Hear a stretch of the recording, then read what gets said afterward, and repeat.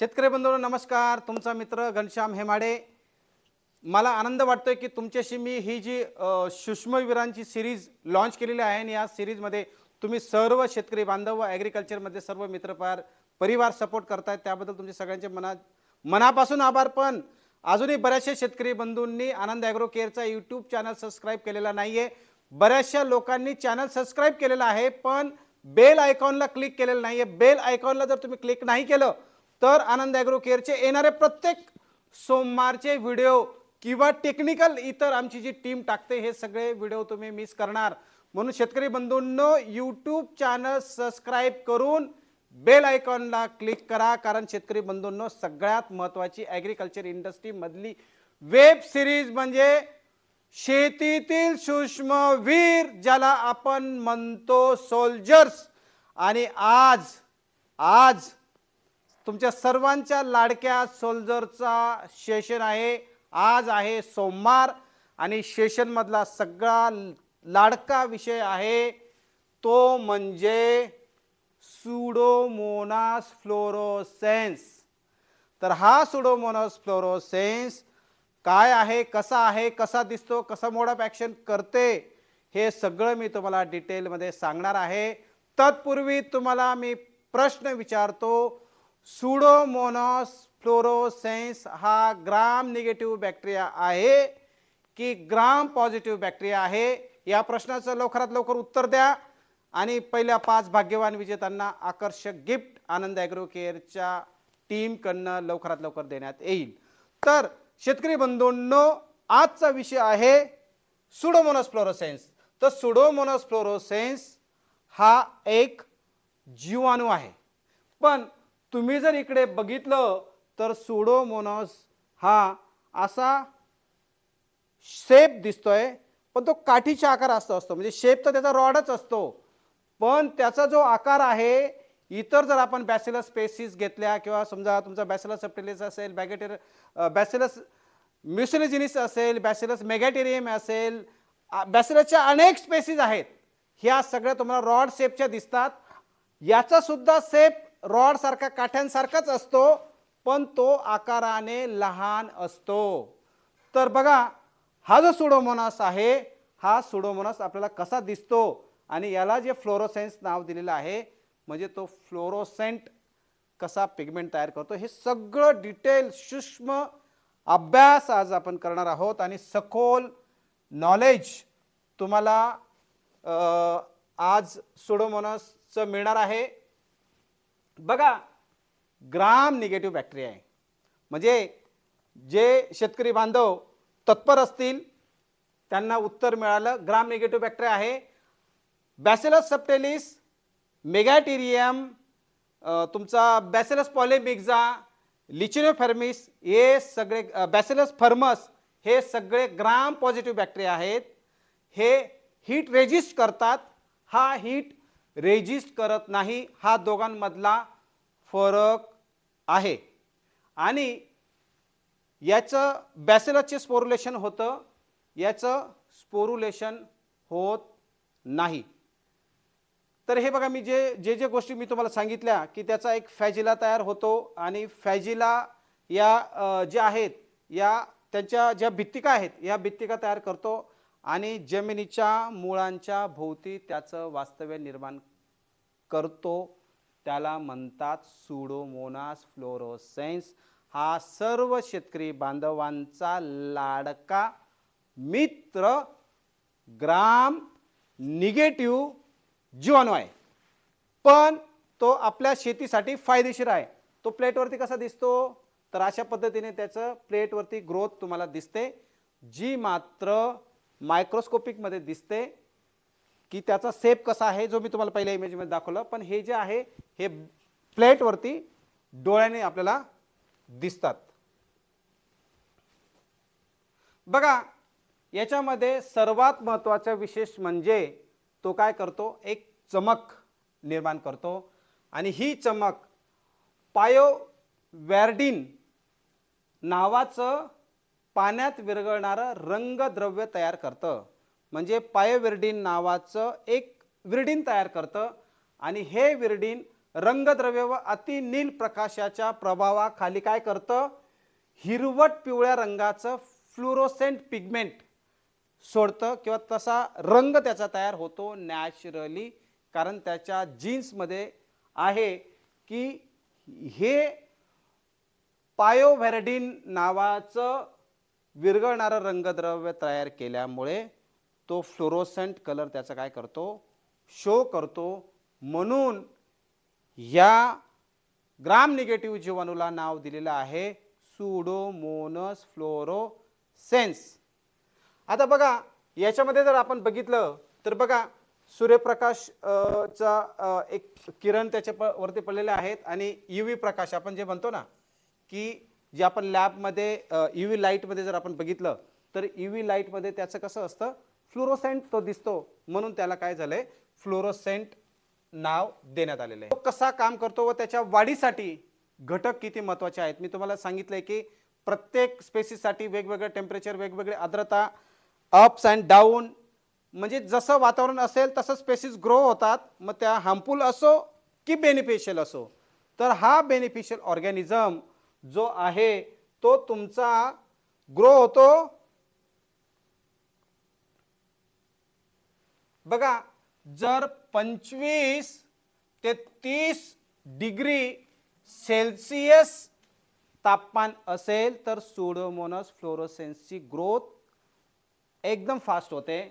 त्यानंतर तापमानामध्ये आपल्याला पाहिजे किती आर्द्रता ही कमीत कमी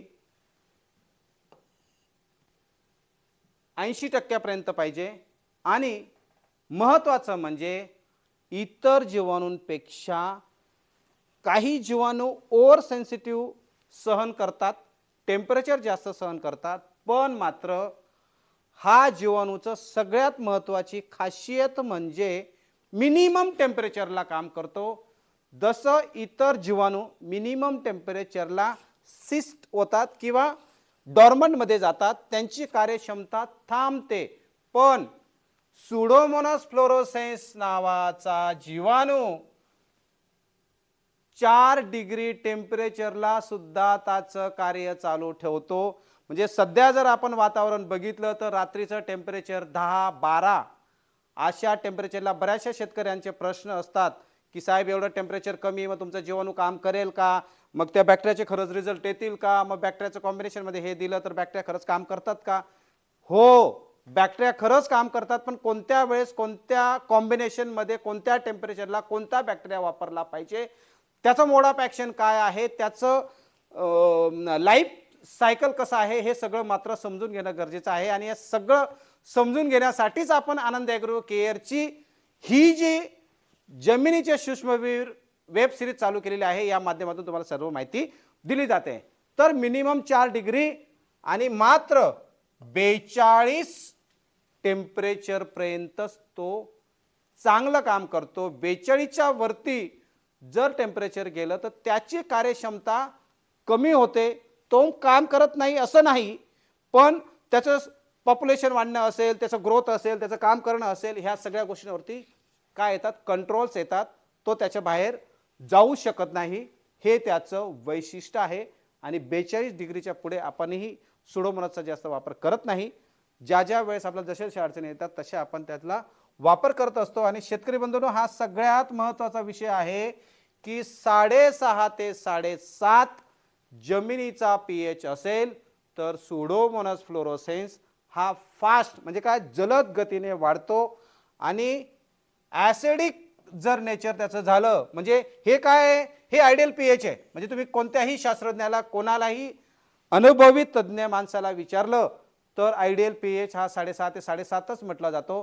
पण ॲसिडिक जर झाला तर त्याची कार्यक्षमता कमी होते, त्याला ॲसिडिक नेचरची जमीन चालत नाही, काउंटवरती त्याचा इफेक्ट होऊ शकतो. हे त्याच्या मागचं कारण आहे आणि हे सुद्धा आपण समजून घेणं जास्त महत्त्वाचं आहे. आता बघा सुडोमोनास फ्लोरोसेन्ससाठी अनुकूल घटक काय आहेत. तर महत्त्वाचं म्हणजे मॉइश्चर, ओलावा, जो मी तुम्हाला सांगितला.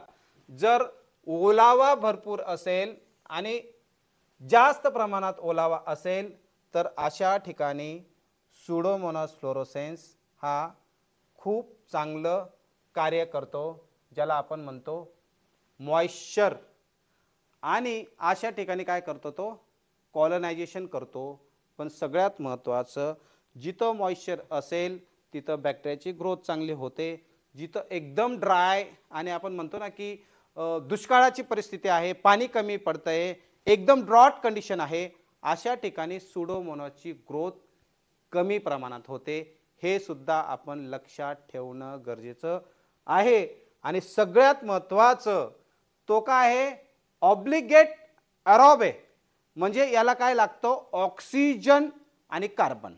मेन तर जीवाणू, जसं मी म्हटलं की मॅक्रो पॅरासाइट आहे, हायपर पॅरासाइट आहे, तसा या जीवाणूला म्हणजे फंगस जे आहे ते पॅरासिटिक असतात, तसा हा जो जीवाणू आहे याला सगळ्यात जास्त लागतो कार्बनचा सोर्स आणि दुसरं लागतं त्याला नायट्रोजन. आणि नायट्रोजन आणि कार्बन ज्या ठिकाणी असेल, फेवरेबल वातावरण असेल, अशा ठिकाणी सुडोमोनास फ्लोरोसेन्सचा जी ग्रोथ रेशो आहे, जी काउंट वाढण्याची जी क्षमता आहे, ही झपाट्याने वाढते. याची सुद्धा नोंद आपण शेतकरी बांधवांनी घेणं मात्र गरजेचं आहे. की ह्या सगळ्या गोष्टी मी तुम्हाला ज्या समजून सांगितल्या, ऑर्गॅनिक कार्बन मग आपल्या जमिनीमध्ये वाढवण्याची का गरज आहे, ऑर्गॅनिक कार्बन कमी झाल्यामुळे आपल्या जमिनीमध्ये जीवाणू कमी का झाले, हे सगळे कारणं मी वेगवेगळ्या माझे जे सेशन आहेत या सेशनच्या माध्यमातून मी आपल्याला समजवत असतो. तरी शेतकरी बांधवांनो लक्षात घ्या की आपल्या जमिनीमध्ये ऑर्गॅनिक कार्बन वाढवण्याची गरज आहे. आणि ऑर्गॅनिक कार्बनची भर जर तुम्हाला द्यायची असेल तर कार्बो बँक नावाचं जर प्रोडक्ट तुम्ही वापरलं तर ऑर्गॅनिक कार्बन तुम्ही तुमच्या जमिनीला अगदी रेडी ऑर्गॅनिक मॅन्युअर तुम्ही तुमच्या क्रॉपला देऊ शकतात. आता आपण त्याचे पुढचे काही पॉईंट्स बघू. कार्यपद्धती मी नेहमीच सांगतो की प्रत्येक जीवाणूला प्रत्येकाची मोड ऑफ ॲक्शन वेगळी असते आणि प्रत्येकाची मोड ऑफ ॲक्शन वेगळी आहे, म्हणून तर या जीवाणूंची वेगवेगळी स्पेशलिटी आहे. जर सगळ्यांचे मोड ऑफ ॲक्शन एकच असती तर वेगवेगळ्या प्रकारचे जीवाणू, वेगवेगळ्या प्रकारचे फंगस हे डेव्हलप झाले नसते. म्हणून प्रत्येकाची मोड ऑफ ॲक्शन ही वेगळी आहे. तर सुडोमोनास फ्लोरोसेन्स या ग्राम निगेटिव्ह बॅक्टेरियाची मोड ऑफ ॲक्शन काय आहे ते आपण बघूया. शेतकरी बंधूंनो, तुम्ही जे प्रश्न विचारतायत आणि प्रत्येक जणाला क्युरियोसिटी आहे, प्रत्येक जणाला वेगवेगळ्या क्रॉपवरती शेड्यूल हवा आहे, प्रत्येकाला वेगवेगळ्या क्रॉपची इन्फॉर्मेशन हवी आहे. तर शेतकरी बंधूंनो, मी तुम्हाला विनंती करेल की जसं आज मी सुडोमोनास फ्लोरोसेन्स असेल, बॅसिलस सबटिलिस असेल, अशा वेगवेगळ्या सेशन मी या सूक्ष्मवीरच्या माध्यमातून घेतोय. तरी तुम्हाला काही आवडीचा विषय बॅक्टेरियाविषयी असेल तर तुम्ही कॉमेंट्समध्ये टाका, त्यावरती आम्ही नक्कीच व्हिडिओ बनवू. कारण तुमचा रिस्पॉन्स आमच्यासाठी खूप महत्त्वाचा आहे आणि या माध्यमातूनच तुम्हाला मार्गदर्शन करणं हा आनंद ॲग्रो केअर टीमचं विजन आहे, हाच फोकस आहे. बघा आता याच्यामध्ये जर आपण त्याचं मेकॅनिझम बघितलं, कार्यपद्धती, तर बघा नायट्रोजन फिक्सेशन म्हणजे सगळ्यात महत्त्वाचा हा जो जीवाणू आहे हा plant growth PGPR plant growth promoter and retardant म्हणजे PGPR हे सगळ्या प्रकारचे प्लांट ग्रोथ हार्मोन्स हा क्रिएट करतो. त्याच्यामध्ये तुमचा कार्बोक्झिलिक ॲसिड असेल, तुमचा फायटो हार्मोन्स प्रोडक्शन असेल, तुमचा नायट्रोजनची अवेलेबिलिटी असेल किंवा तुमचा फॉस्फेटचं सोल्युबलायझेशन असेल, या सगळ्या प्रकारचे काम हा आपला सुडोमोनास फ्लोरोसेन्स करत असतो. की ज्याच्यामध्ये बघा तुमचा नायट्रोजन फिक्सेशन आहे, फायटो हार्मोनचं प्रोडक्शन आहे, तुमचा ॲमिनोचं प्रोडक्शन आहे, कार्बोक्झिलिक ॲसिडचं प्रोडक्शन आहे, विटॅमिन्स बीचं सोल्युलायझेशन असेल किंवा फॉस्फेटचं सोल्युलायझेशन असेल किंवा सिड्रोफोर प्रोडक्शन आपण जे म्हणतो, siderophore production is most important of pseudomonas work. तर हे सगळे वर्क पुन्हा हे सिड्रोफोर पद्धतीने अवेलेबल प्लांट असेल, रूट्स असेल, soil as well as plant, या दोन्ही ठिकाणी सुडोमोनास फ्लोरोसेन्स हा इंटरनल रूट्समध्ये सुद्धा वर्क करत असतो. ज्याच्यामध्ये मी तुम्हाला सांगितलं की सिड्रोफोर असेल, कॉम्पिटिशन असेल, अँटीबायोटिक्स असेल, टॉक्झिन सोडणं असेल, कोणतं टॉक्झिन सोडतं, कशामुळे तो हार्मफुल पॅथोजन्स मरतात हे सुद्धा मी तुम्हाला डिटेलमध्ये सांगतोय. ऑक्सिडेशन असेल, हायड्रोक्लोरिक एन्झाईम्स क्रिएट करणं असेल किंवा त्याचं प्रोडक्शन करणं असेल, ह्या सगळ्या ज्या ISR सिस्टीम्स आहेत, या फायटो आपण म्हणतो फायटो हार्मोन्स क्रिएट करणं असेल, सिंथेटिक हार्मोन्स तयार करणं असेल, हे सगळे काम हा सुडोमोनास तयार करत असतो. आणि इथे आपण बघतोय की तो PGR कसं निर्मित करतो आणि PGR निर्मित केल्यामुळे आपल्या रूट्सला ग्रोथ कशी होते आणि रूट्सला जेवढी जास्त ग्रोथ मिळाली आणि रूट्सला जेवढे जास्त हार्मोन्स मिळाले तेवढ्या जास्त प्रमाणात आपल्या पिकामध्ये रेजिस्टन्स पॉवर डेव्हलप होतो. रेजिस्टन्स पॉवर डेव्हलप झालं की आपोआप तुमचं यील्ड वाढतं.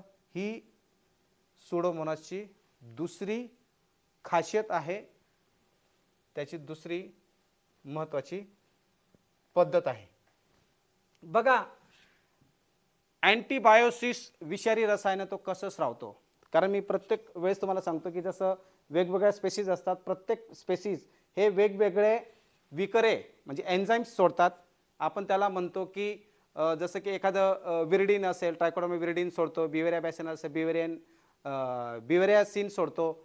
तर तसं हे कोणते टॉक्झिन सोडतात, तर सगळ्यात महत्त्वाचं सेकंडरी मेटाब्लाइट्स जे आहेत की ज्याच्यामध्ये आपण प्रामुख्याने बघा डायसिटिलोरोग्लोलिनिसिनॉल हे सर्वात प्रभावी उत्पादन आहे आणि हे त्याच्यावरती सगळ्यात महत्त्वाचं प्रभावी काम करतं.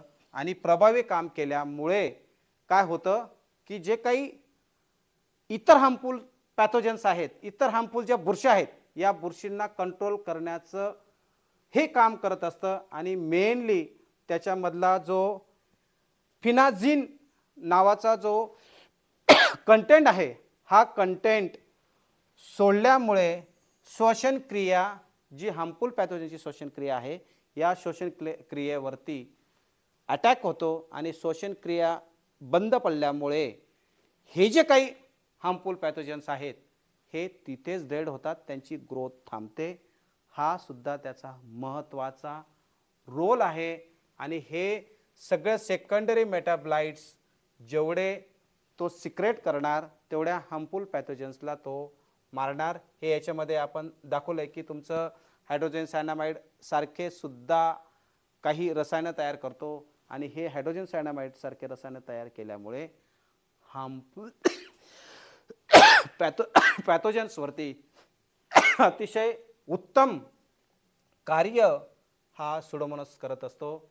सगळ्यात महत्त्वाचं जे मी तुम्हाला विकरे सांगितले, ज्याला आपण इंग्लिशमध्ये काय म्हणतो एन्झाईम्स, तर एन्झाईम्स कसे तो तयार करतो त्याचेही मी तुम्हाला डिटेलमध्ये माहिती समजून सांगतो. याला म्हणतो आपण काय म्हणतो, कोणते तो एन्झाईम्स काय करतो, स्रावतो म्हणजे सिक्रेट करतो, सोडतो. तर सगळ्यात महत्त्वाचं कायटिन आपण त्याला म्हणतो चिटिन किंवा आपण त्याला म्हणतो कायटिएज, प्रोटीएज. हे जे कायटिएज प्रोटीएज जे आहेत हे सर्व काय आहेत, हे एन्झाईम्स आहेत. आणि खरं महत्त्वाचं म्हणजे हे एन्झाईम्स जेव्हा समोरच्या हानिकारक बुरशीवरती, हानिकारक बॅक्टेरियावरती जे जसं सोडणार, तर त्याची जी सेल वॉल आहे म्हणजे ही त्याची जी भित्तिका आहे, ही भित्तिका जर डॅमेज झाली, इथे ती कनेक्टच नाही झाली, जे ग्लुकोनेज चिटिनेज, तर सेल वॉल ब्रेक झाल्यामुळे त्याला श्वसन क्रिया करता येत नाही. म्हणून हे हार्मफुल पॅथोजन डॅमेज होतात आणि त्याच्यावरती हा सुडोमोनास सर्वाइव्ह होतो. हे त्याचं मेन वैशिष्ट्य आहे. आणि रूट जे आपण जे रायझोस्पियर म्हणतो, तर रायझोस्पियरमध्ये सुडोमोनास फ्लोरोसेन्स कसा काम करतो याची डिटेल ही जी इमेज आहे याच्यावरनं तुम्हाला लक्षात येईल की सुडोमोनास हा जो ग्राम निगेटिव्ह शॉर्ट शेपचा जीवाणू कसं काम करतो. आता पुढचं आपण त्याचं कार्य बघूया. बघा, म्हणजे होलाटाईल ऑर्गॅनिक कंपाऊंड. मेन तर महत्त्वाचं काय आहे की तुमचे ऑर्गॅनिक कंपाऊंड तो काय सिक्रेट करतो, ऑर्गॅनिक कंपाऊंडचा रोल तो कसा अदा करतो, जे मी तुम्हाला मागच्या स्लाइडमध्ये पण सांगितलं होतं की हायड्रोजन सायनामाइड हे बरेचसे द्राक्ष बागायतदार असतील किंवा द्राक्ष बागायतदारच जास्त किंवा अजून ठराविक काही शेतकरी असतील की त्यांना हायड्रोजन सायनामाइडचा उपयोग माहिती आहे, पण हायड्रोजन सायनामाइड सारखं सुद्धा रसायन सिक्रेट करून तो हार्मफुल पॅथोजनला डॅमेज करतो आणि डायमिथियल डायसल्फाइड हे ॲसिड टाकतो. त्याच्यामुळे जी काही हार्मफुल बुरशी आहे, हानिकारक बुरशी आहे, त्याची वाढ रोखली जाते आणि जर त्याची वाढ रोखली गेली तर आपोआप तुमच्या जमिनीमधले पानावरती, फुलावरती, देठावरती, दांड्यावरती ह्या सगळ्या प्रकारच्या हानिकारक बुरशा पॅथोजनचा नाश करण्यास मदत होते. अनडेसिन नावाचं काय होतं, वन अनडेसिन नावाचं काय होतं, पुन्हा काय होतं, हे बुरशीजन्य बीजाणूंची उगवण होते आणि स्पोर जर्मिनेशन काय होतं, रोखतं. आणि स्पोर जर्मिनेशन रोखलं की आपोआप त्याची वाढ कंट्रोल होते व इतर अल्केन्स आणि अल्कोहोल हे बुरशींच्या पेशींच्या आवरणाला आपण म्हणतो ना सेल मेम्ब्रेन, या सेल मेम्ब्रेनला काय करतात, इजा पोचवतात, डॅमेज करतात, की जे मी तुम्हाला मागच्या याच्यामध्ये दाखवलं होतं. पण इथे जर तुम्ही बघितलं तर तो कसा फ्लोरोसेंट नावाचा पिगमेंट दाखवतो हे या इमेजमध्ये तुम्हाला लक्षात येईल. तुमचे काही प्रश्न असेल तर तुम्ही प्रश्न विचारत राहा. टीम ऑनलाईन आहे, टीम तुम्हाला नक्कीच उत्तर देईल. जेव्हा जेव्हा वेळ असेल तेव्हा तेव्हा मी अजून तुम्हाला सगळ्या प्रश्नांचे उत्तर देण्याचा नक्कीच प्रयत्न करेल. बघा आता प्रतिकार शक्ती म्हणजे रेजिस्टन्स पॉवर, मी नेहमीच तुम्हाला अनेक वेळेस कोरोनाचं उदाहरण देत असतो की ज्याच्यामध्ये रेजिस्टन्स पॉवर चांगली आहे, ज्याची ह्युमन सिस्टीम चांगली आहे, त्याला असे बारीक चारीक रोग अजिबात लागत नाही किंवा रोगांचा अटॅक होत नाही, आजारी तो माणूस पडत नाही. तसं तुमचं ह्युमन सिस्टीम जर तुमची स्ट्रॉंग असेल, म्हणजे तुमच्या प्लांटमध्ये जर सॅलिसिलिक ॲसिडची निर्मिती होत असेल, तुमच्या प्लांटमध्ये जर ॲबॅसिक ॲसिडची निर्मिती होत असेल, तुमच्या प्लांटमध्ये जर जॅस्मिनिक ॲसिडची निर्मिती होत असेल, तर तुमच्या प्लांटची ह्युमन सिस्टीम किती स्ट्रॉंग होईल. तर सुडोमोनास फ्लोरोसेन्स हा जो जीवाणू आहे हा तुमच्या प्लांटला काय करतो, बूस्ट एनहान्सिंगसाठी हे जे सगळे प्लांट ग्रोथ प्रोमोटर्स आहेत, हे सगळे प्लांट ग्रोथ प्रोमोटर्स निर्मिती करण्यासाठी प्रोमोट करतो आणि हे निर्मित केल्यामुळे झाडामध्ये ह्युमन सिस्टीम आपण बूस्टिंग तयार होते आणि म्हणून इतर हानिकारक बुरशींना प्रतिकार शक्ती येते आणि हानिकारक बुरशींचा अटॅक होऊ देत नाही.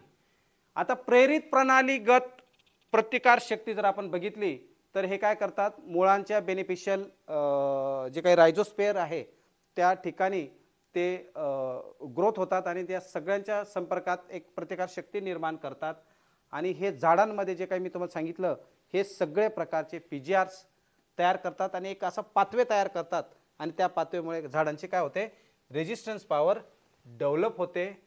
आणि मेनली म्हणतो आपण की याचा जो मेन रोल आहे, हे वाक्य नेहमी लक्षात ठेवा शेतकरी बंधूंनो, की हा जो CDRF4 आहे हा कसा निर्मित होतो, तर बघा हा जो CDRF4 आहे याची निर्मिती पायोवॅरडिन हा जो एक म्हणजे एन्झाईम्स तयार करतो, याच्यामुळे काय होतं, AP3 जो आपण फेरस सल्फेट म्हणू, फेरसची निर्मिती म्हणू, या फेरसच्या कणांसोबत तो घट्ट चिकटतो आणि घट्ट चिकटल्यामुळे फेरसची निर्मिती केली आहे असं तो पिकाला देतो आणि फेरसची निर्मिती करून पिकाला काय करतो, फेरस अवेलेबल करून देतो आणि हा फेरस हानिकारक जीवाणूंना घेऊ देत नाही आणि सगळं फेरस त्याने निर्मित केलेलं आहे असं वातावरण तयार होतं आणि आपोआपच फेरसची कमतरता निर्माण झाली, म्हणजे अन्नद्रव्यांची कमतरता जर हानिकारक बुरशीला मिळाली, जाणवली, की आपोआप त्याच्या सेल वॉल डॅमेज होतात आणि आपोआप ते जीवाणू मरतात असं आपल्याला समजावं लागेल आणि हे असंच शास्त्रीय पद्धतीने मान्य आहे. आता दुसरं पाहू, जागा आणि अन्नासाठी स्पर्धा. मेनली तर मी प्रत्येक वेळेस सांगत असतो की जीवाणूला जागा आणि अन्नाची स्पर्धा जर झाली नाही तर जीवाणूला मारणार कोण? जीवाणूला जर समोर जाता, समजा मी प्रत्येक वेळेस उदाहरण सांगतो की मला जर समोरच्या सोबत लढायचं आहे तर मला कोणीतरी समोर लागेल ना, आणि जेव्हा दोघांची कॉम्पिटिशन होते तर तेव्हा कोणाला तरी एक विजयी व्हायचं आहे. मग विजयी कोणाला व्हायचं आहे? की ज्याला निसर्गाने नैसर्गिक अशी पॉझिटिव्ह ताकद दिलेली आहे. तर ते पॉझिटिव्ह ताकद कोणाला आहे? सुडोमोनास फ्लोरोसेन्सला आहे. मग सुडोमोनास फ्लोरोसेन्स काय करतो? अन्नाच्या कॉम्पिटिशन मध्ये पुढे जातो आणि जो ऑर्गॅनिक कार्बन असेल, तुमचा नायट्रोजन असेल, या सगळ्यांचं काय करतो तो, म्हणजे जे काही आहे यांच्या कॉम्पिटिशन मध्ये सगळ्यात पुढे जातो आणि जास्त न्यूट्रिएंट घेतल्यामुळे हानिकारक बुरशीला काय करतो? डॅमेज करतो. बघा, हे अशा पद्धतीने त्याचं एन्झायमॅटिक पद्धतीने त्याचं सेल वॉल सिड्रोपोर कसा तयार होतो, त्यानंतर फेरसची निर्मिती कशी होते हे इथं दाखवलेलं बघा की फेरस ची निर्मिती कशी होते. तर हे मेनली काय आहे की जे तुमचं टार्टारिक ॲसिड असेल, तुमचं इतर जे ॲसिड्स असतील, म्हणजे ग्लुकोनिक ॲसिड असेल, सायट्रिक ॲसिड असेल, हे सगळे काय आहेत? ऑर्गॅनिक ॲसिड्स आहेत. या ऑर्गॅनिक ॲसिडची निर्मिती करण्याचं काम, सॉइलमध्ये स्थिर ठेवण्याचं काम हा मेनली सुडोमोनास फ्लोरोसेन्स करत असतो. आणि जेवढं ऑर्गॅनिक ॲसिड्स तुमच्या जमिनीमध्ये वाढतील तर तुमच्या जमिनीचा जर पीएच हायर साईडला असेल तो रिड्यूस करण्याचं काम सुद्धा सुडोमोनास करत असतो. आणि ज्यावरती आपण सिड्रोफोर जे म्हटलं तर ते हे मेन कार्य सुडोमोनासचं महत्त्वाचं आहे. आता पीक वाढ संप्रेरके महत्त्वाचं म्हणजे प्लांट ग्रोथ प्रोमोटर्स, जे मी सुरुवातीला सांगितलं. प्लांट ग्रोथ प्रोमोटरचं तो ॲक्शन कसं करतो? सगळ्यात महत्त्वाचा ऑक्झिन्स, म्हणजे आपण जे ऑक्झिन्स म्हणतो ज्याच्यामध्ये इंडोल ॲसिटिक ॲसिड येतं, अनेक प्रकारचे कार्बोक्झिलिक ॲसिड्स असतात. कार्बोक्झिलिक ॲसिडमध्ये तुमचं NA आहे, IA आहे. असे जे कार्बोक्झिलिक ॲसिड्स आहेत, कार्बोक्झिलिक ॲसिड निर्माण करण्याचं काम म्हणजे आपण त्याला म्हणतो मेन इंडोल ॲसिटिक ॲसिड, आपण जे म्हणतो IAA. तर IAA ची निर्मिती कोण करतो? सुडोमोनास करतो. आणि तुमच्या जमिनीमध्ये तुमच्या पिकावरती जर इंडोल ॲसिटिक ॲसिडची निर्मिती झाली तर आपोआप नैसर्गिक पद्धतीने तुम्हाला संजीवकांचा प्रवाह, संजीवकांचा सपोर्ट हा सुडोमोनास फ्लोरोसेन्सच्या माध्यमातून मिळत असतो. म्हणजे सांगा, असं कोणतं केमिकल आहे की ते केमिकल तुम्ही स्प्रे केल्यानंतर 4 दिवस, 8 दिवस, 15 दिवस, महिनाभर त्याचा अंश राहिला, पण फक्त केमिकल एक काम करेल, पण सुडोमोनास जर तुमच्या जमिनीमध्ये दिला तर वेगवेगळे तो ॲसिड्स तयार करेल, एक गोष्ट. दुसरं, तो प्लांट ग्रोथ प्रमोटरचं काम करेल, ज्याच्यामध्ये जॅस्मिनिक ॲसिड आहे, सॅलिसिलिक ॲसिड आहे, तुमचं ॲबॅसिसिक ॲसिड आहे, तुमचं ऑक्झिनचा ग्रुप आहे. म्हणून सुडोमोनास फ्लोरोसेन्स हा शास्त्रज्ञांचा, शेतकऱ्यांचा आवडता मित्र आहे. आणि सगळ्यात महत्त्वाचं, PGRचा जरी डोस तुमचा थोडाफार कमी गेला तरी सुद्धा हा कव्हर करेल, पण मात्र त्याची योग्य मात्रा तुमच्या जमिनीमध्ये असणं मात्र गरजेचं आहे. तर तुम्ही असं म्हणाल की साहेब आता मी सुडोमोनास दिलाय, मग मला टॉनिक वापरायची गरज नाही का? वापरावे लागतील, पण काही अंशी तो कमी करू शकेल. हा महत्त्वाचा मुद्दा आहे. बघा, जे मी सायटोकायनिन विषयी बोललो, त्यानंतर तुम्हाला हायड्रोजन पॅरॉक्साईड आपण जे बोललो, सॉरी हायड्रोजन सायनामाइड जे आहे ते हायड्रोजन सायनामाइड विषयी मी तुम्हाला बोललो. तर याच्याने काय होतं की सूत्रकृमी ज्या मेन आहेत, मेनली याचं काय होतं की एक कार्य की सुडोमोनास फ्लोरोसेन्स हा सूत्रकृमीसाठी कसा कार्य करतो.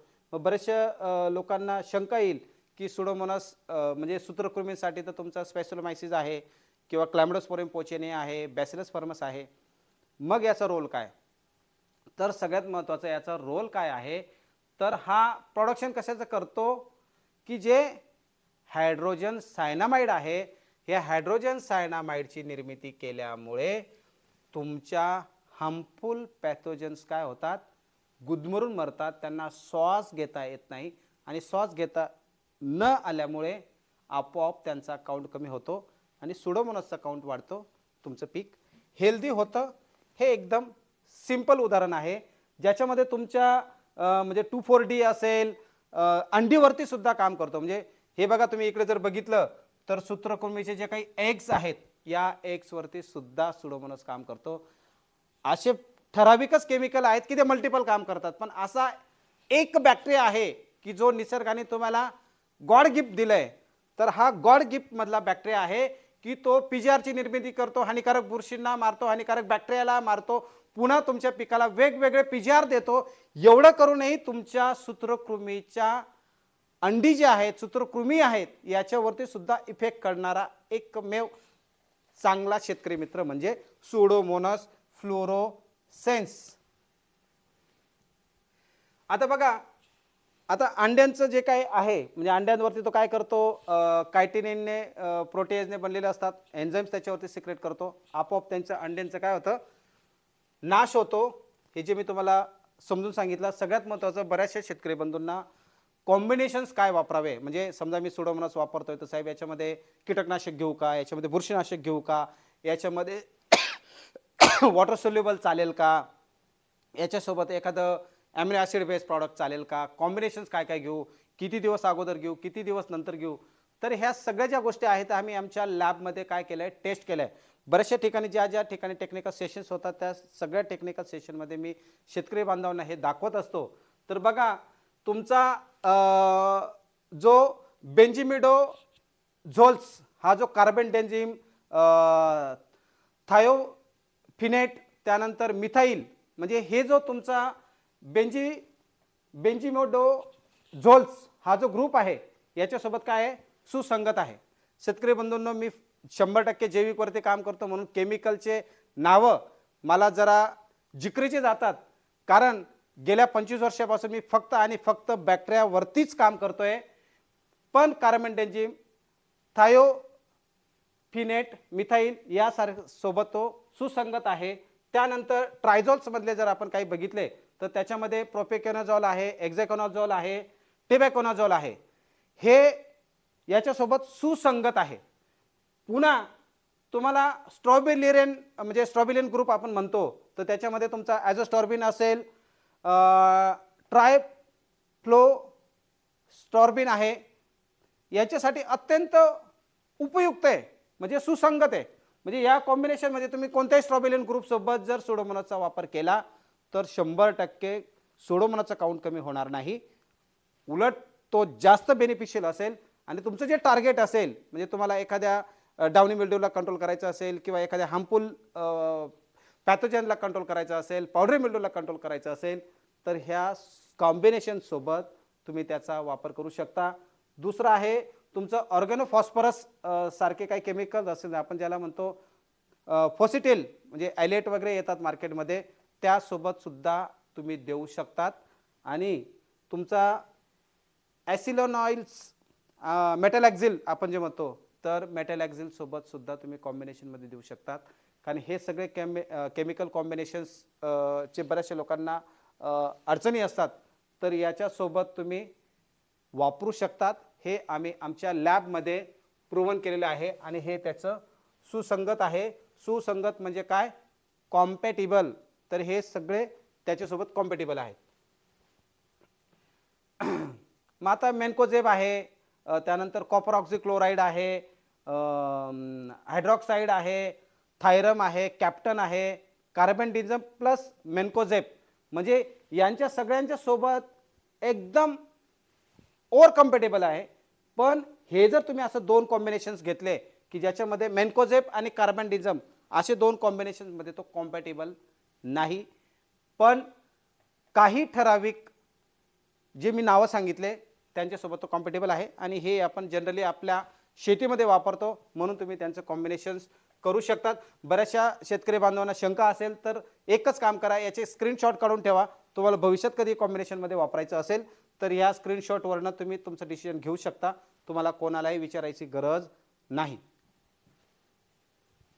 आता आनंद ॲग्रो केअर जे आज जी वेब सिरीज करते आणि या वेब सिरीजच्या माध्यमातून आनंद ॲग्रो केअर सुडोमोनासच का सजेस्ट करते किंवा सुडोमोनासचे किती फॉर्म्युलेशन्स येतात, सुडोमोनास आनंद ॲग्रो केअर स्वतः निर्मित करते का? हो, आनंद ॲग्रो केअर सुडोमोनासचे वेगवेगळे असे 5 फॉर्म्युलेशन्स तयार करते की ज्याच्यामध्ये